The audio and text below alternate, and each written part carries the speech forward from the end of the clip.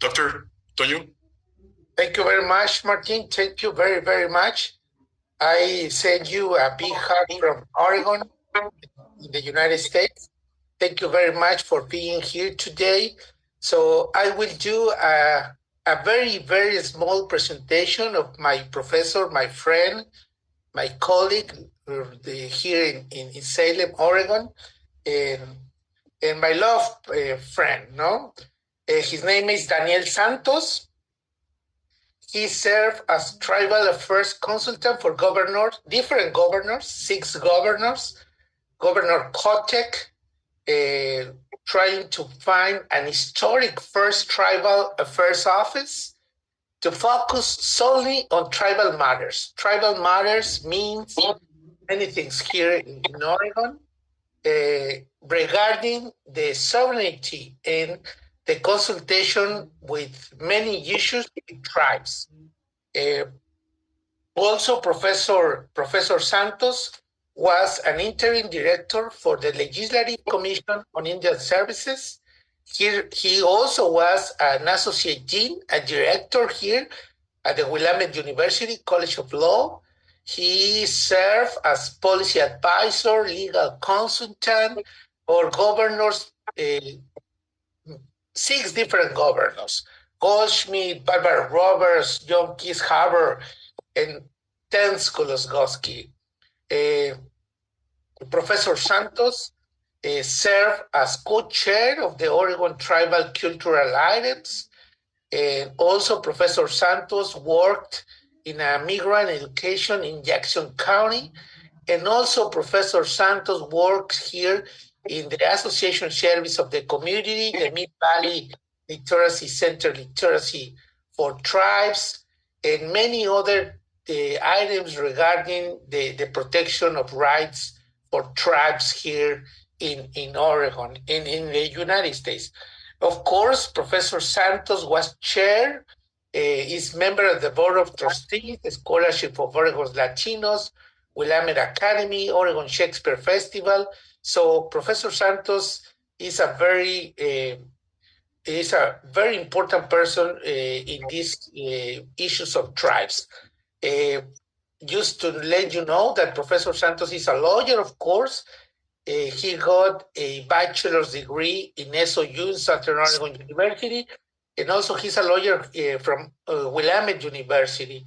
He's married to Beth Graham, and he is originally from Bradley, California, but now he's more than Oregonian than anybody. Please welcome with a big applause to Professor Danny Santos. So, my friend, the microphone is all yours, my friend. I'm gonna start sharing the slides. You let me know if you see the slides, please. Do you see it? Martin, do you see it? Yeah. No yet. Oh. There we go. Okay, thank you, Professor Antonio Holguin Torres, for the introduction. And Martin, it's a pleasure to meet you as well, and all the students. I say welcome from Salem, Oregon, the state capital of the state of Oregon. I'm grateful not just for the opportunity to talk to you about tribal matters, but also to say thank you to Professor Antonio Torres, Antonio Holguin Torres, for his 1 year at Willamette University, teaching our students on international law and comparative law. Our students and universities have been the beneficiaries of that, so I appreciate his time. And next, I'll go to the next slide. The presentation today for you is that I should start out by saying that I am not a Native American by American standards. My indigenous background is from Mexico, of anywhere. So that's where my ancestry is from, is Mexican. But with that, I want to share with you that since the birth of, we can go to the second slide, or even,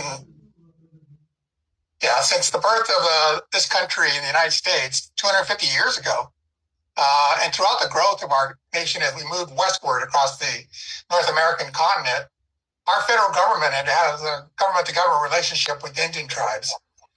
This evening, I'll talk about the experience that we have with currently 574 different tribes. We can go to the next slide. And here's an important concept. To begin with, it's important to realize that long before, obviously, before Columbus and other explorers and colonists, the tribes in North America owned the land, had their own tribes, had their own governments. So it was a recognition of the United States. It's important to point out that other countries, other parts of the world, resulted in what I call a conquer and assimilate. In other words, they conquered the territory they took over and made those residents part of their new colony or new nation. It was a little different than the United States because the United States and others recognized the sovereignty of the tribes that were here and their governments. And that's the way it's been for thousands of years in the United States. Slide. And this slide just highlights the fact that in North America, when the French and the British, and then of course the American colonialists came, they recognized tribes as sovereign nations. It was a large number of American tribal nations at the time, and the French and the British and then the Americans all formalized alliances and treaties with these tribes as allies. So again,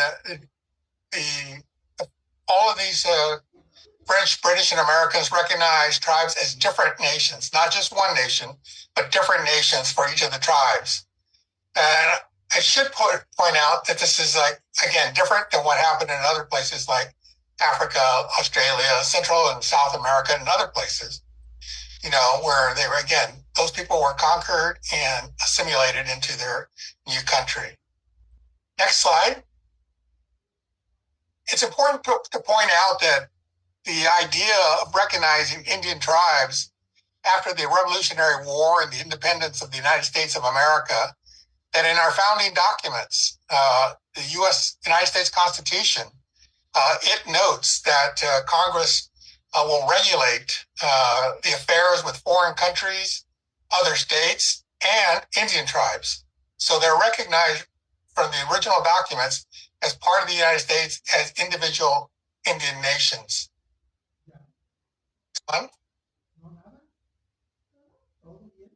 You know, as lawyers or as law students, it's also important to point out that how these constitution and laws were interpreted by the United States courts. And it's important to point out that early on in the country, in 1832, the United States Supreme Court found that tribal nations were considered as distinct, independent political communities, retaining their original natural rights and an undisputed possessor of the very term of a nation.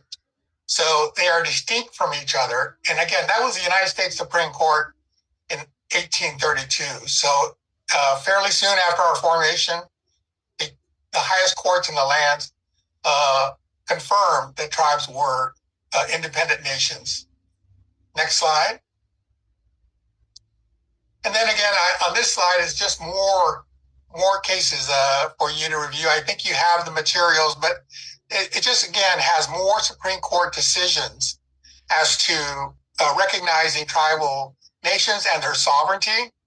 I just mentioned the one about being recognized as nations, but also there was another case in 1823 that the U.S. Supreme Court said that private citizens could not buy land from Native Americans. In other words, that land was sacred to those governments. It was like allowing somebody to buy property from a state or from a county or from a city who didn't have authority to do so. So again, it recognized the sovereignty of American tribes.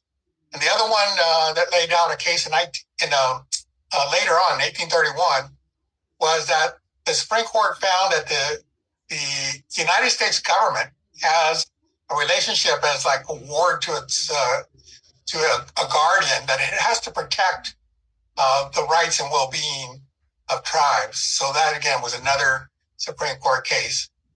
But in 1871, there was a Indian Appropriations Act, the Dawes Act, that really did a lot of destruction to tribes, because the government decided that they were no longer going to treat tribes through treaties. It would be up to Congress to conduct the relationships with the tribes through congressional statutes. Next slide.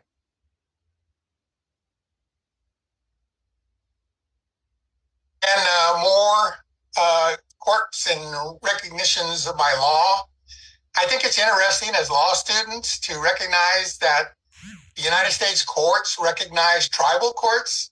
In other words, for tribes to have their own court systems, their own police forces on their reservations, the land that they owned and managed as their nations.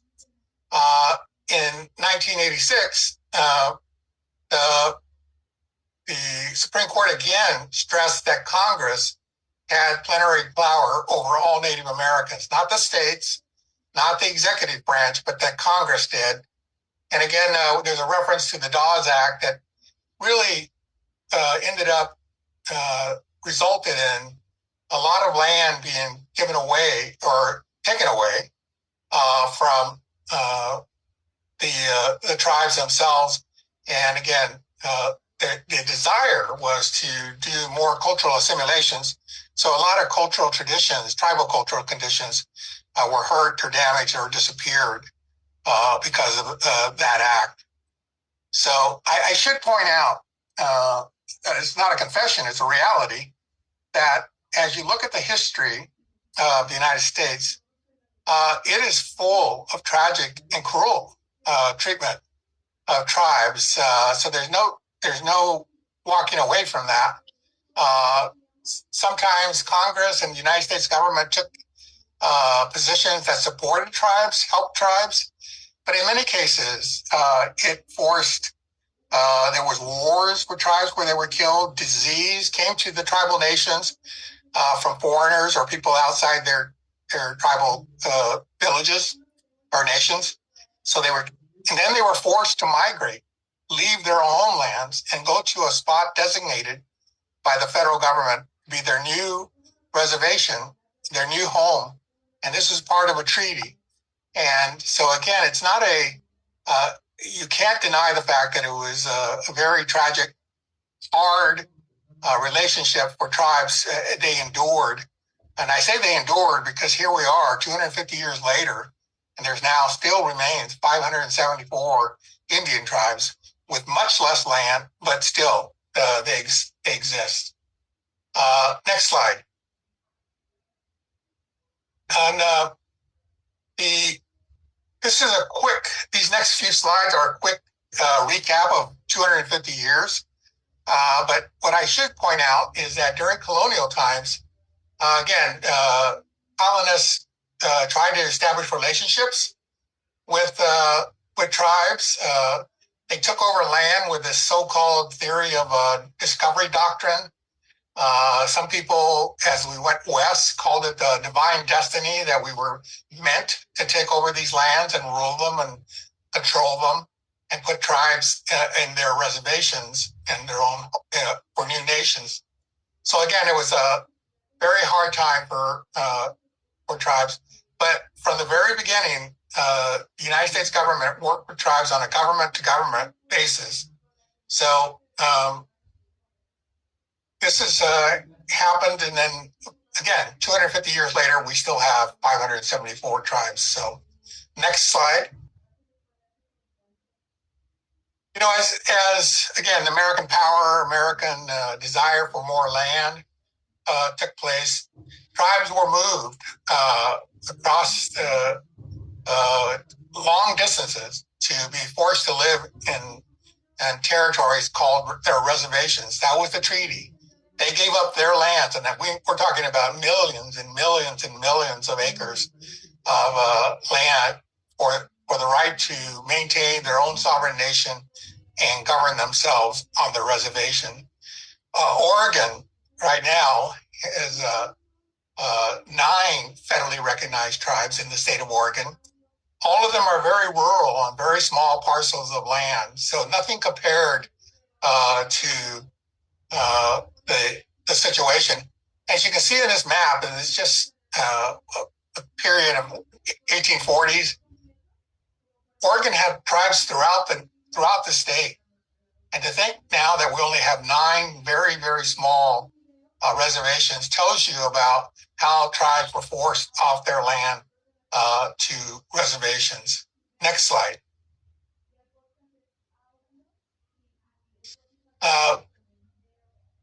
The slide number 11, there we go. The allotment and assimilation period. This was a difficult time for tribes. They were, again, being pushed out of the land onto reservations, and they were really, in many, many cases, being forced to assimilate into American culture. And this meant going to boarding schools, life on a reservation, really a detraction from living their cultural lives. So again, and they ended up losing so much land that was taken from them and given to settlers for no compensation. So the slide 12, the next slide. The reorganization period is one of those parts of our history, United States history, that provided an opportunity for tribes to rebound, to come back and try to reorganize and reestablish themselves as tribal governments, and have the federal government assist these tribal governments and create programs to improve their economic life. So again, this is one of the better periods for trying to come back and allow tribes to be resilient and reestablish themselves as tribal nations. We can go to the next slide.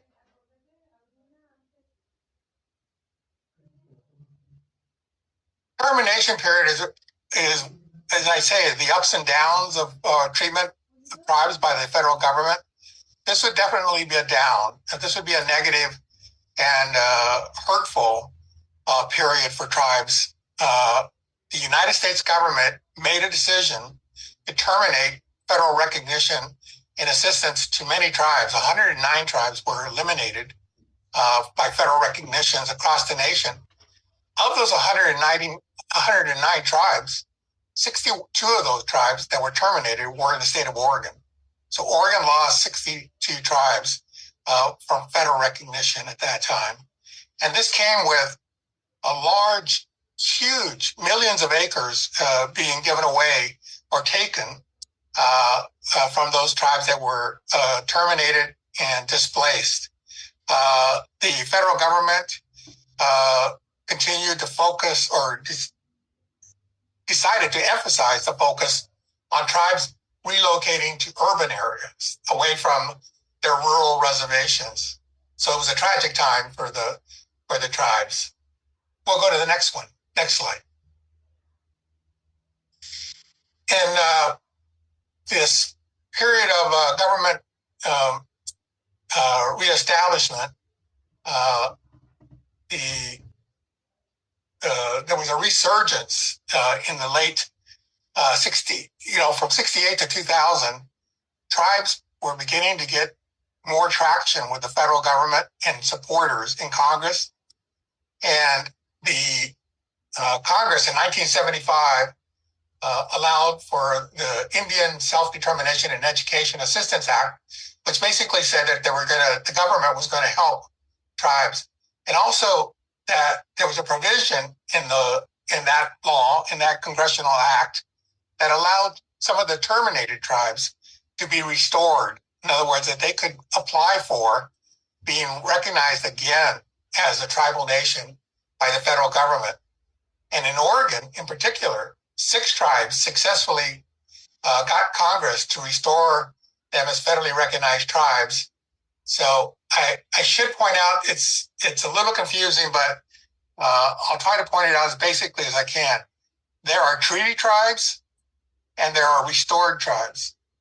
Treaty tribes have had their reservations through treaties or the existence of those treaties. As long as those treaties have been around, those tribes have never given up their tribal nation status, their sovereignty, and they continue to be recognized as treaty tribes. Restored tribes are those tribes that had to go back to Congress to get restored, to get their sovereignty and national recognition restored. So I know in our discussions with tribes and tribal matters, we always have to take into consideration treaty tribes and restored tribes. Next slide.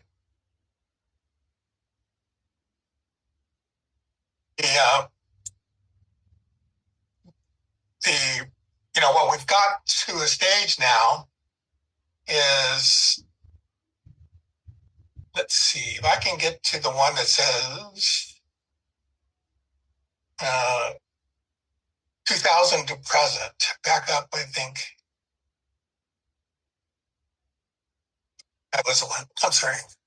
Anyway, there continues to be a movement to recognize and support tribes. President Clinton, President Obama have all issued their executive orders. And the other reality is that the state of Oregon was a leader in establishing official government-to-government relationships with its Oregon tribes in 1996. So if I can get to there we go. We'll note that in 1975, the Oregon legislature established the Commission on Indian Services, and that was another piece of this thing where the Oregon legislature wanted to know more about tribes. Next slide. Here we go. Tribal sovereignty. It sounds very complex to Americans. It sounds, how do 574 tribes have their own sovereign governments within the national government of the United States? From an international law standpoint, it's very unique to have this kind of relationship. Canada has similar relationships with what it calls First Nations, but again, it is a unique relationship where the state recognizes, the nation recognizes that tribes have the authority to govern themselves. They have authority to govern their land. They have authority to govern their government. And it's noted again that Congress, not the executive branch, has the authority to control the relationships between the United States government and tribes. And again, that the federal government has a duty to protect tribes. Next slide.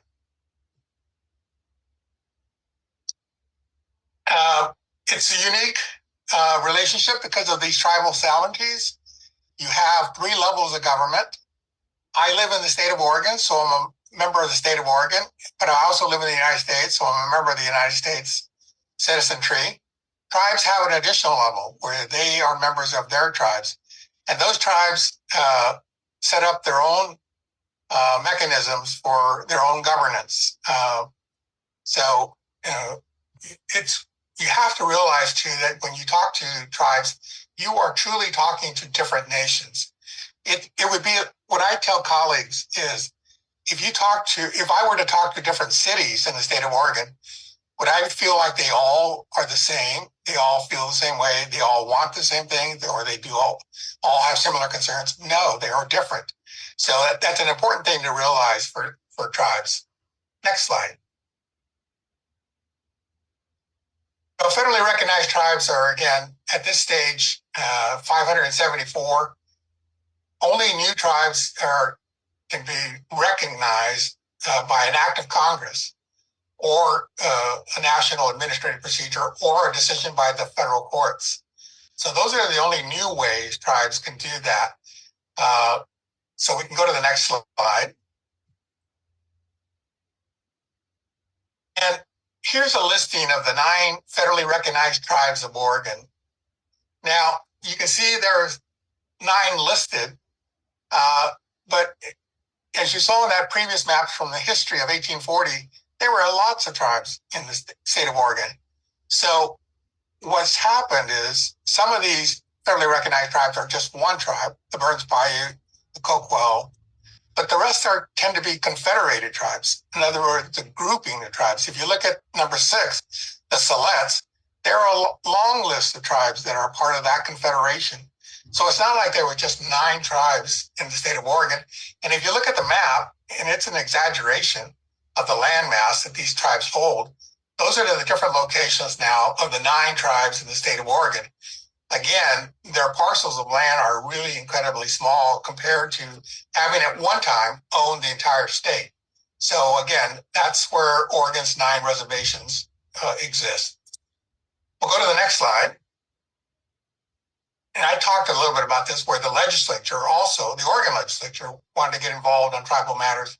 And it set up a legislative commission on Indian services to hear about concerns. So again, this is more on the legislative side of the equation, not the executive. But again, it's an important step in our history. Next slide. In 1996, then Governor John Kitzhaber issued Executive Order 9630, which officially set up government-to-government relationships with tribes. It was the first time Oregon has ever done this. Next slide. And then 5 years after that executive order establishing government-to-government relationships, the Oregon legislators became the first state in the nation to codify, to put into statute, a government-to-government relationship with tribes. So again, then that was in 2001. Next slide. Now, this bill from 2001, Senate Bill 770, had a number of mandates that are pretty fundamental to the relationships between tribes in the state of Oregon. And they're changing. I think right now, as we speak, the legislature and the governor are working to see about how we can enhance our relationship with tribes. But from the statute of 2001, each agency has to set up a policy that how they deal with tribes, how they relate to tribes, and promote positive interactions. There's also a requirement for annual training for agencies that work with tribes. There's an annual summit for the governor and tribal leaders to meet with agencies and tribal people to enhance the relationship. And then every year, state agencies have to issue a report on their activities with tribes. Next slide, please. And a lot of people say, well, what does it mean to have a tribal government? Well, first is that it is a government. There are elected officials that tribes elect to be their councils or commissions to lead their government. And I think it's an important thing that we're somewhat familiar with is that citizenship, membership. How our tribes select their members? I mean, how do they confirm their members? Most tribes do it by the percentage of their ancestry that they have to prove to be a member of the tribe, or there's just have an election process where you make your case that you should be a tribal member and the council votes. But in each case, tribal membership is confirmed, and you have a tribal card. Most tribes have tribal cards proving that you are a member of that tribe. So, next slide. You know, and it's interesting in the data about tribes in Oregon this data comes from 2023. About 1%, just over 1% of the Oregon population is what we call tribal affiliated, tribal people. So about 47,500 are considered to be tribal members. It's interesting to point out that only about half of that group, of the 47,000, are members of Oregon tribes. The other half is made up of people who come to Oregon from other tribes across the country. So I also point out in my conversations with colleagues in the agencies and the federal government that tribes are sovereign nations. They're not ethnic minorities.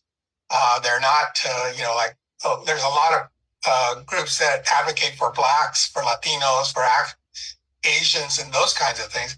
But tribes very much recognize and realize and advocate that they be treated as sovereign nations. Next slide. This is just for your reading pleasure, but how there are other things that Oregon and other states are doing.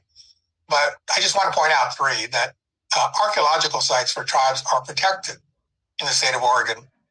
And also this cultural items task force for tribes is that the state is inventorying in its public entities what materials they have that are associated with the Oregon tribes so that we can share that information and those objects with tribes.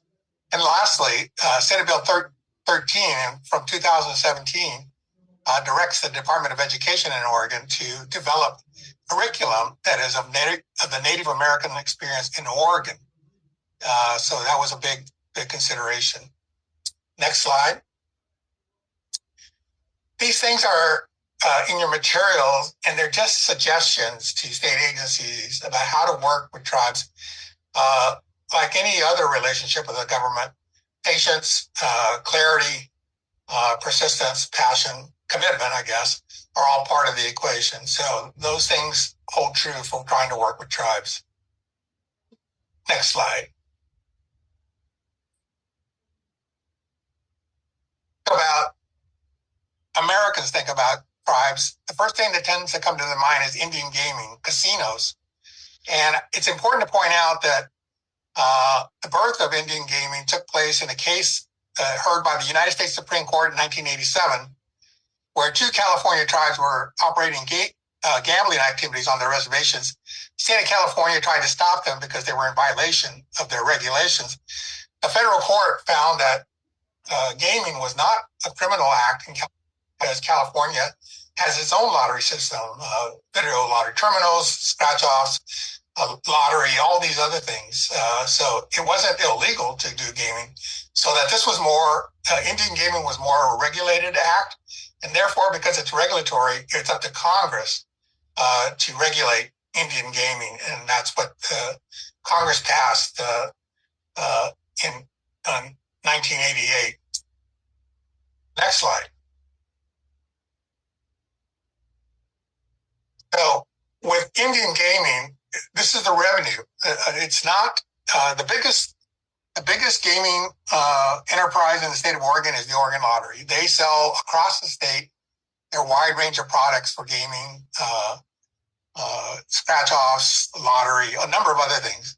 But tribes have their own gaming, and they make some money out of that. And again, it's regulated by the federal government under the Indian Gaming Regulatory Act. But gaming has provided these revenues now to tribes to do education, health, housing, and other services. So we can go to the next slide.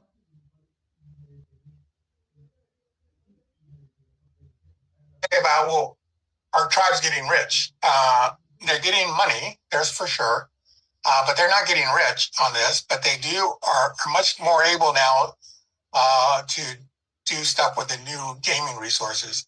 There are 519 gaming operations by 244 federally recognized tribes in 29 states. The other thing too, again, that these things are used for housing, education, health, those kinds of things. But I also have to point out something that I share with colleagues, and that is that tribes with this money can also participate in campaigns, election campaigns. They can contribute to candidates. They can hire lobbyists to work at the local level, the state level, the national level, to advocate for tribes in those legislative processes.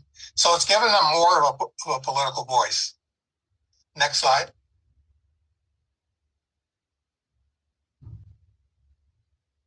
I show you this slide because Oregon has a policy, and it's driven by the governor, and it's been the same from 1990 to today, that Indian gaming has a policy of one gaming facility per tribe on reservation land. That has not changed since the beginning of gambling, Indian gaming in Oregon. It remains the policy of the state. And so again, that's our current policy. You can only have one casino per tribe, and it has to be on reservation land. Next slide. This is just an example of the gaming facilities in the state of Oregon by the 9 tribes. I will point out that the very bottom one, Burns Bayou, they don't have a gaming facility because they are so isolated on the Oregon map. They are way out in the very, very southeastern part of the state. So they can't run a casino because there's nobody out there to have it. But it points out that there are winners and losers to this Oregon policy, because if you're out in the rural area with nobody around, you're not going to do well if you have to put your reservation, if you have to put your gaming facility on the reservation. Other states have taken up different ways of approaching this, and they have multiple casinos per tribe. They have off-reservation gaming. But again, in the state of Oregon, it still remains the same. Next slide. And these are just links for you, or if you're ever interested about finding out more about the Oregon tribes. These are their web links. Next slide. And this is just some of the sources of the information you could look up if you want more information of some of these sources. I'll begin asking or getting your questions, but I just want to point out that the courts, especially the Supreme Court, continues to interpret congressional laws and treaties for tribes. As recently as 2020, the United States, in a case called McGirt versus Oklahoma, returned more than 3 million acres of land in Oklahoma to the Muscogee Creek Nation. So that was a big decision, saying that the tribes by treaty were entitled to that land and made it Indian country again. I mentioned Canada having First Nations, and the fact that the current Oregon governor, Kotek, has established for the first time ever a tribal affairs office and a director to focus solely on tribal affairs.